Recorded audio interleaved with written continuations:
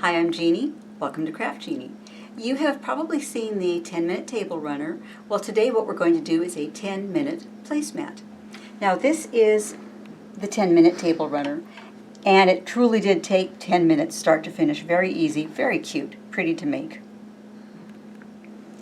But this is a gift from my parents. They don't like table runners, they like placemats.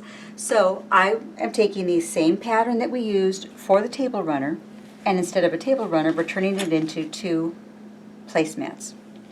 So let's get started. Now, like I said, we're going to sew this up just as if we're making the 10-minute table runner, but partway through we'll change it and turn it into 2 placemats. So to get started, we need 2 pieces of fabric. We need 1/3 of a yard and 1/2 yard. This is the full width of the fabric. In this case, it's 44-inch wide fabric. Both of them are the same. What we're going to do is lay down our 1/2 yard, which is the back piece. Flip our main color over. We're going to line it up all the way down. And I'm going to take it to my sewing machine and I'm going to stitch this side all the way down. And I'll be right back. Give me just a moment. Okay, I've sewn the first seam. And you can see I did a 1/4 inch seam allowance all the way down the piece of fabric. Now we're going to take this and we're going to sew the other side. And yes, it does leave this little baggy part. That's supposed to be there. Let me go ahead and pin this. I'll take it back to the machine and stitch this side down, and I'll be right back with you.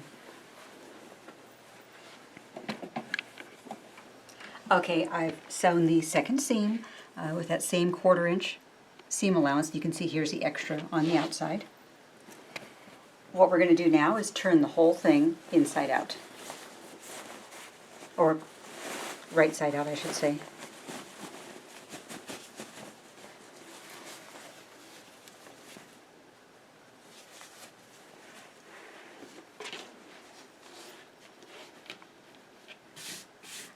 At this point, you want to make sure that these borders are even.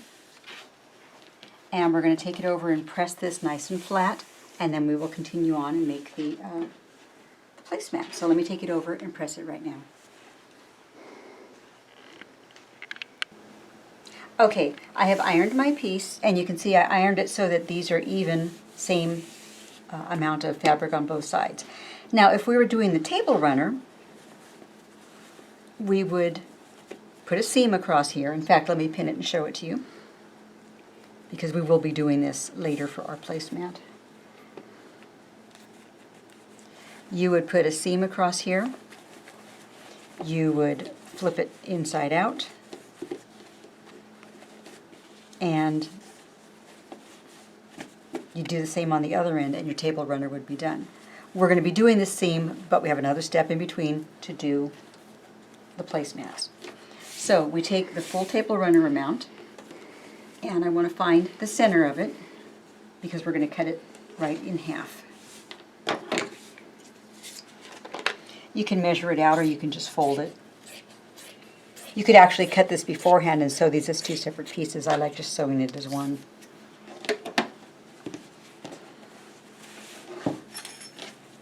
So now fold it with the pretty side to the outside, and we're going to run our seams right down here, 1/4 inch on each side. So let me go ahead and sew that, and I'll be right back. Okay, we've made the 2 seams on the outside. Now we're going to flip the end over and flip this end over. We have a very small version of the table runner in a placemat form. Now, I didn't like it just like that. That's an odd placemat. So what I did, make sure you're lined up, press this down really well. Take this end, flip it over, and press it. Take this end and flip it over, and press it. That's basically your placemat. Now you can do, like I did, I put a stitch all the way around in gold thread to hold this in place. I stitched over here. You could also leave this little end open too. Just put a little button or a stitch here and leave this open if you'd like. But you do want to stitch it all the way around.